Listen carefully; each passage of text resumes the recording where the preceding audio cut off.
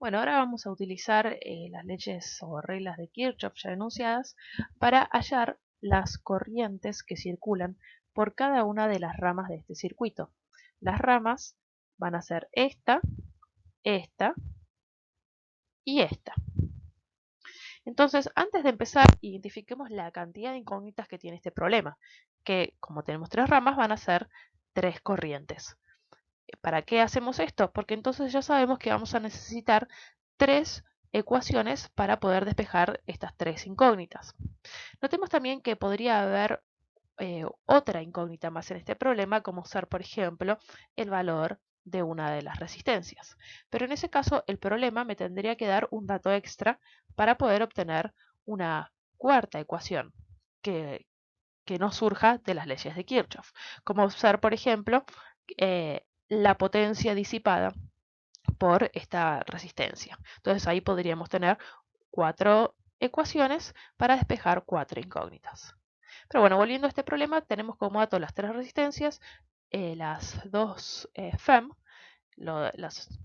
cómo están ubicadas las FEM, notemos bien su corrección, y tenemos que despejar las tres corrientes.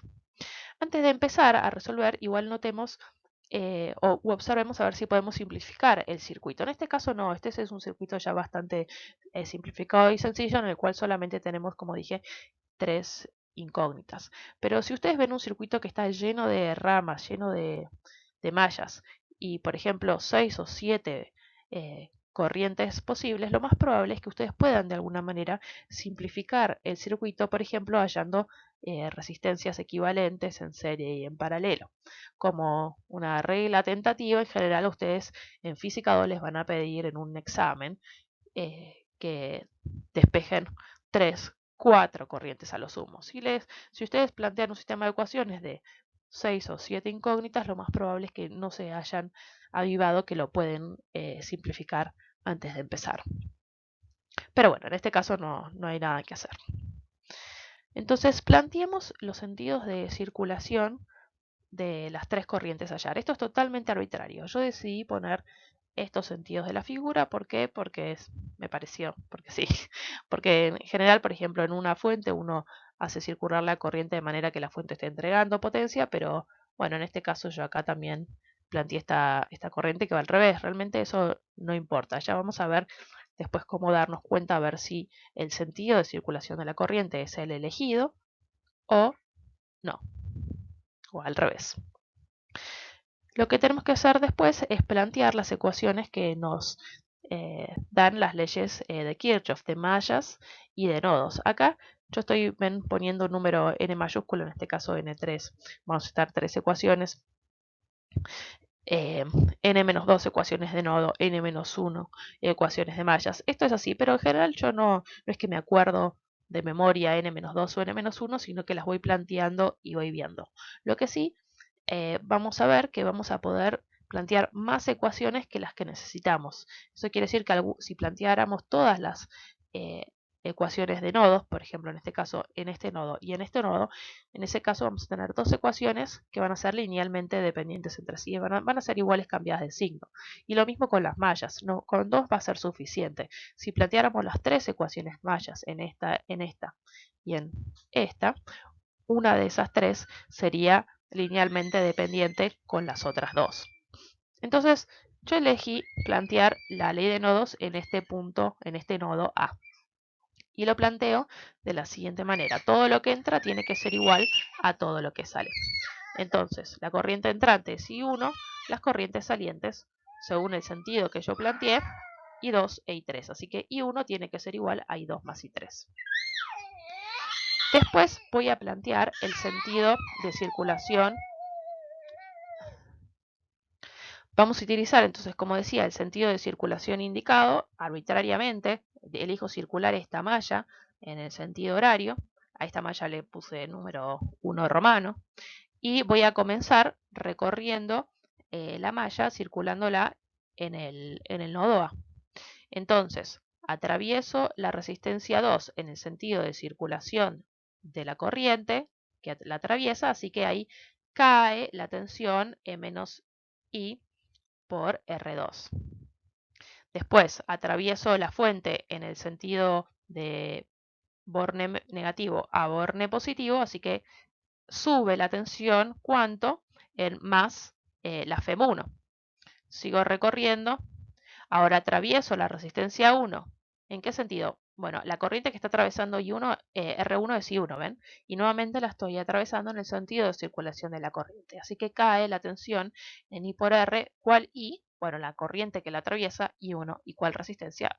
Bueno, obvio, esta resistencia R1. Así que menos R1. Y volví hasta el mismo punto, así que igual a 0. Ahora planteemos la ecuación de mallas para la segunda malla que ahí indiqué con el 2 romanos. Para cambiar, decidí recorrerla en sentido antihorario, pero nuevamente voy a comenzar recorriéndola a partir de este nodo A. Entonces, atravieso la corriente, la resistencia 2 en el sentido de la circulación de la corriente, así que menos I2 por R2, acá más E1, sigo, más E2, y acá estoy atravesando R3, pero I3, que es la corriente que atraviesa R3, va en el otro sentido. Así que acá sería más I3 por R3, igual a 0. Y ahí la podemos ver. Bueno, así que ahí ya tenemos un sistema de 3 ecuaciones con 3 incógnitas que podemos despejar. Entonces, de la ecuación, acá sí, esto lo pueden adelantar si quieren simplemente resolver este sistema de ecuaciones. A partir de esta ecuación, que le llamé 1 como para poder señalarla de alguna manera, despeje en este caso I2. Bueno, esta parte la voy a pasar rápido, el que quiere la detiene y lo trata de despejar, pero bueno, acá tienen las respuestas si quieren. También hay calculadoras que permiten resolver este sistema de ecuaciones. En fin, asignando finalmente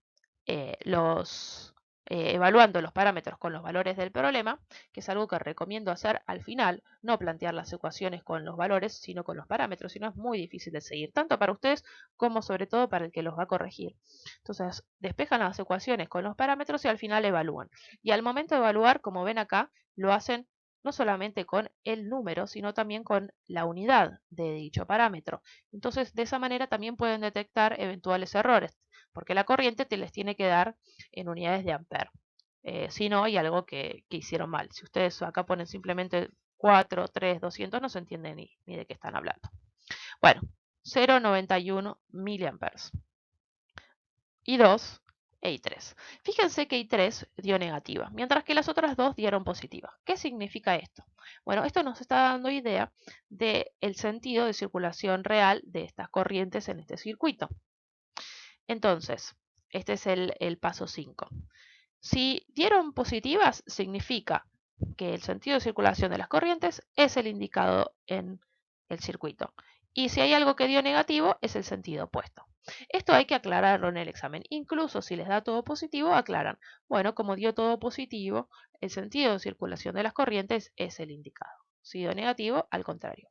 Pero no es que entonces si dio positivo, listo, no tienen que aclarar nada y solo lo aclaran si es negativo. No, en ambos casos indican cuál es el sentido de circulación. Y no hace falta volver a dibujar el esquema con el sentido de circulación real. No, simplemente con una aclaración al final ya es suficiente. Como está acá escrita dicha observación. Bueno, vamos a hacer también el balance de potencias, aunque no nos lo hayan pedido, a modo de verificación. Entonces, la potencia entregada por las fuentes menos la potencia absorbida por las fuentes tiene que ser igual a la potencia disipada por las resistencias. Notemos que la fuente 1 está entregando potencia porque la corriente pasa de menos a más, mientras que la fuente 2 está absorbiendo potencia porque la corriente va de más a menos. Y todas las resistencias siempre, no importa el sentido de circulación, están disipando, gastando, consumiendo potencia. Entonces, acá están los signos que dijimos de la potencia entregada y absorbida, más y menos, y los términos de las resistencias siempre positivos. Y Evaluamos y efectivamente nos queda una igualdad. Si acá no nos quedaba una igualdad, bueno, hacíamos la observación.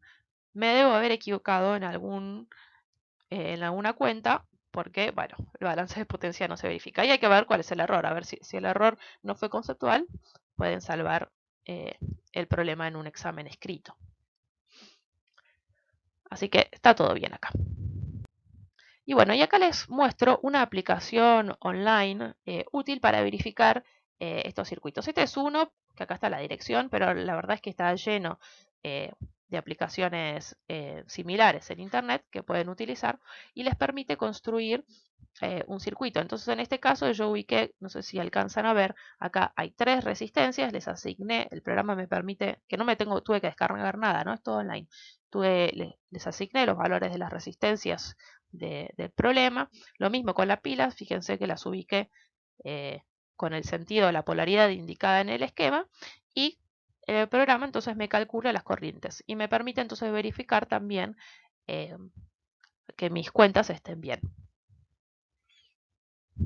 De paso, ya que ustedes no van a poder ir al laboratorio, bueno, es la manera más parecida que van a tener para hacer laboratorio desde sus casas. Esto es libre, no es que sea obligatorio la cátedra, pero bueno, pueden jugar con los distintos elementos, acá fuente o pila, resistencia, bueno, y cables, también eventualmente multímetros, o sea, con este instrumento pueden medir corrientes y tensiones en un circuito.